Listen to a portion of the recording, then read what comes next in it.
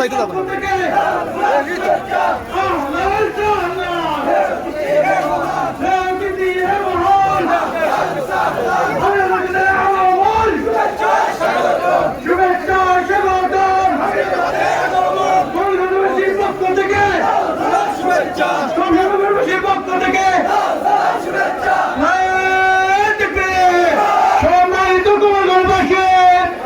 সম্মানিত সংসদবাসী, আপনারা দেখতে পাচ্ছেন আজকের প্রোগ্রামের সম্মানিত প্রধান অতিথি।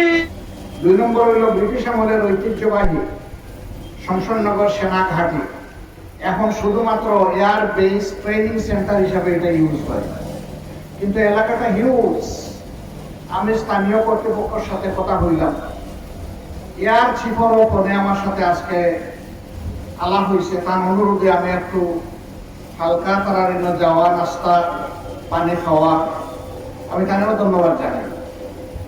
তারারও মত হইল যে কম্বাইন্ড অপারেশন একটা কমন এয়ারপোর্ট এখানে সম্ভব। যশোর এয়ারপোর্টটা ঠিক একই ধরনের, এয়ার বেসও আছে আবার সাধারণ এয়ারপোর্টও আছে।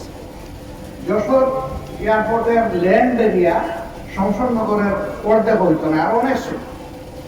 তারপরেও 2টা ফাংশন এখানেও তারা করতে পারলা, কোনো অসুবিধা হলো না। আর এখন সৌভাগ্যক্রমে বিমানের চেয়ারম্যান যে, তাই নইলে সিলেটের মানুষ, আপনারা একেবারে খাসর মানুষ, সানিয়াটি বাড়ি আব্দুল মহিদ চৌধুরী, খুবই ভালো মানুষ আলহামদুলিল্লাহ।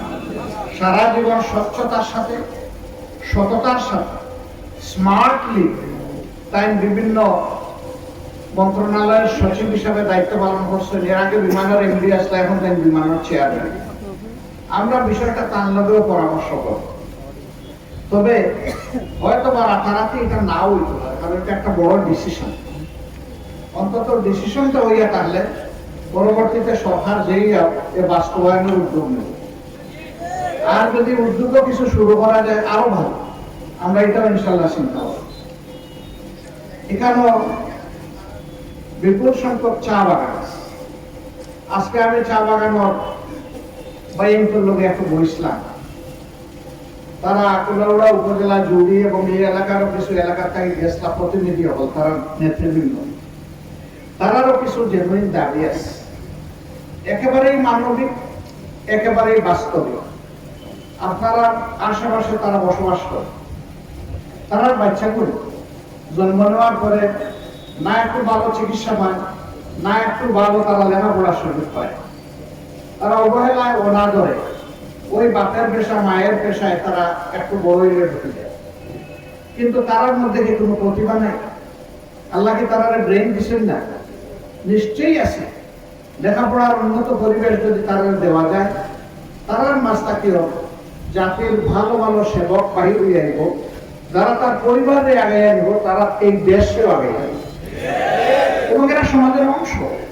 তারা আমাদের বাইব, তারা কঠোর পরিশ্রম করে, দিন আনে দিন খায়, কিন্তু তারা বাচ্চাই যদি একটা লেখাপড়া করে আলহামদুলিল্লাহ তারা কষ্টের জীবনের অবসান ঘটবো, এটা আমরা আশা করি। এখন আমারই বক্তব্য নিয়ে বাগানের মালিকও চিন্তা করি, এরাও যে সব শিক্ষিত হয়ে যায়, আমরা শ্রমিক পাই নকল, এটা পুরানা চিন্তা, গুণে ধরা চিন্তা। দুনিয়া এখন বহু দূর আগাইয়া গেছে। আপনি 1000 শ্রমিক দিয়ে 1 ঘন্টায় যা করতে পারবা, এমন মেশিন এখন আবিষ্কার হয়েছে, 10 মিনিটে তার চেয়ে বেশি আপনি অর্জন করতে পারবেন। এই বাচ্চাদের শিক্ষা দেবেন, এই বাগানে তাদের জন্ম, বাগানের প্রতি তাদের দয়া ভালোবাসা মায়া আছে, তারার হাতে তখন ওই কারিগর বানাইয়া এর হাতে তুলে দিতে আপনার প্রোডাকশন বাড়বো, রাষ্ট্র উন্নত হইব, তার জীবনে পরিবর্তন হইব। কেউ তো লস নাই, আপনিও লাভবান আর তারারও দুঃখের অবসান। আমরা এটা চাই না? তারা মানুষ না? তাদের প্রতি আমাদের কোনো দরদ ভালোবাসা থাকা উচিত না? অবশ্যই উচিত। একটা জায়গায় আমরা শুধু পিছনে আছি, এটা হলো মানুষ গড়ার জন্য যে মানুষ গড়ার শিক্ষা, এই শিক্ষাটা আমাদের দেশে নাই। যে শিক্ষা প্রত্যেকটা শিক্ষিত মানুষকে চোখে আঙ্গুল দিয়ে বলবে, ও তুমি শুধু তোমার বাপের টাকায় আর মায়ের দোয়ায় আজকে এই পর্যায়ে আসো নাই, এই দেশের 18 কোটি মানুষের ট্যাক্সের টাকায় তুমি এখানে এসেছো। তুমি যে প্রাইমারি স্কুলে লেখাপড়া করেছো, তুমি যে হাই স্কুলে লেখাপড়া করেছো, তুমি যে কলেজে ইউনিভার্সিটিতে লেখাপড়া করেছো, তুমি যে মাদ্রাসায় লেখাপড়া করেছো, সেই মাদ্রাসায় সরকারি অনুদান ছিল, সেই অনুদানের বিল্ডিং তৈরি হয়েছে, শিক্ষকের বেতন হয়েছে, সমস্ত যন্ত্রপাতি কিনে দেওয়া হয়েছে, বই তোমাকে বিনামূল্যে সরবরাহ করা হয়েছে। এই সবগুলো হয়েছে জনগণের ট্যাক্সের টাকায়। অতএব প্রত্যেকটা মানুষের কাছে তুমি ঋণী। তুমি যত বড় শিক্ষিত তত বড় ঋণী, কারণ তোমার পিছনে জাতির তত বেশি টাকা ব্যয় হয়েছে। এই অনুভূতি যখন মানুষের মধ্যে আসবে, প্রত্যেকটা মানুষকে সম্মান করতে, ভালোবাসতে বাধ্য হবে। আমরা সেই শ্রদ্ধা এবং ভালোবাসার সমাজটি গড়ে তুলতে চাই, যে সমাজে ধর্মের ভিত্তিতে আমরা কোনো ভাগাভাগি করবো না। আমার ধর্মকে আমি সর্বোচ্চ আবেগ দিয়ে, শ্রদ্ধা দিয়ে পালন করব। অনুরূপভাবে আরেকজন তার ধর্ম পালন করবে, তাকেও সেই নিশ্চিত সুযোগ সৃষ্টি করে দেওয়া হবে। এটা রাষ্ট্রের দায়িত্ব। নবী করিম সাল্লাল্লাহু আলাইহি সাল্লামের সাথে বিভিন্ন বিদেশি ডেলিগেশন আসতো। একবার ইহুদি সম্প্রদায়ের অতি উচ্চ পর্যায়ের জ্ঞানী গুণী ব্যক্তিদের একটা ডেলিগেশন এসেছে। তিনি সমস্ত প্রতিনিধি দলকে সাক্ষাৎ দিতেন মসজিদে নববীতে, যেটাকে আমরা মদিনা বলে, মদিনার মসজিদ বলে জানি। শনিবার দিন তাদের ইবাদত বা উপাসনার সময় হয়ে গেছে। তারা বলতেছে, ইয়া মুহাম্মদ, তুমি কি আমাদেরকে এই মসজিদের ভিতরে একটু সুযোগ দিবে আমাদের উপাসনা করার? তিনি কথাটা শোনা মাত্রই তার সাহাবীদের কি সুন্দর ভাষায় বললেন, শুনো, তোমাদের ভাইদেরকে জায়গা করে দাও, এই জায়গাটা তাদের জন্য খালি করে দাও, তারা এখানেই তাদের ইবাদত করবে মসজিদের ভিতরে। এটাই হচ্ছে ইসলাম। বৈষম্যহীন, দুর্নীতিমুক্ত, মানবিক, কোরআনিক বাংলাদেশ। এই বাংলাদেশকে আপনারা চান সবাই? এই চান বলায় হয়ে যাবে? আচ্ছা দেখি একটু হাত তুলেন, তাইলে বুঝবো আসলেই চান। হাত তুললে হয়ে যাবে না? তাও হবে না। তার জন্য অনেক ত্যাগ আমাদেরকে স্বীকার করতে হবে। বলবেন ত্যাগ স্বীকার করতে করতে জীবনই তো যাচ্ছে।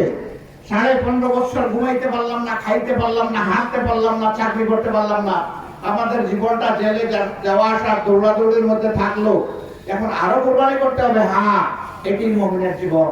রাসূল করিম সাল্লাল্লাহু আলাইহি সাল্লাম তার সমস্ত শান্তি, তার সমস্ত মানবিক চাহিদা মানব জাতির জন্য উপহার দিয়ে জীবনে 1 মিনিটও তিনি শান্তিতে ঘুমান নাই। তিনি জনগণের জন্য শান্তিতে ঘুমানোর ব্যবস্থা করে দিয়েছেন, কিন্তু তার শান্তিটা তিনি জনগণকে উপহার দিয়েছেন। দোয়া করেন আমরা যেন তাই পাই। এই অভিযাত্রায় আপনারা কি আমাদের সাথে থাকবেন? ইনশাআল্লাহ। দোয়া করবেন, একটু ভালোবাসা দিবেন ইনশাআল্লাহ। আপনাদের বুকের বিছানায় একটু জায়গা পাবো ইনশাআল্লাহ। ইনশাআল্লাহ। আপনারা এই এলাকার যারা এসেছেন কষ্ট করে, তাদেরকে আবারও কৃতজ্ঞতা এবং অভিনন্দন জানাই। আমাদের এই কথাগুলো ভালো লাগলে, পছন্দ হলে প্রত্যেকটি ঘরে ঘরে আমার এবং আমাদের সালাম সহ আপনারা পৌঁছে দেবেন ইনশাআল্লাহ। আল্লাহ রাব্বুল আলামিন আপনাদের হায়াতে, সেহাতে, আপনাদের ইজ্জতে, রিজেকে, আপনাদের জ্ঞানে, ইলমে এবং আমলে আল্লাহ তাআলা অফুরন্ত বারাকা নাযিল করুন। এই সংসার নাগরবাসীর উপর, বাংলাদেশের জনগণের উপর আল্লাহ তাআলা তার রহমত নাযিল করুন। সব ষড়যন্ত্র চক্রান্ত থেকে ছোট্ট এক টুকরা মাটি আল্লাহ তাআলা তাকে রক্ষা করুন। আসসালামু আলাইকুম ওয়া রাহমাতুল্লাহি ওয়া বারাকাতুহু।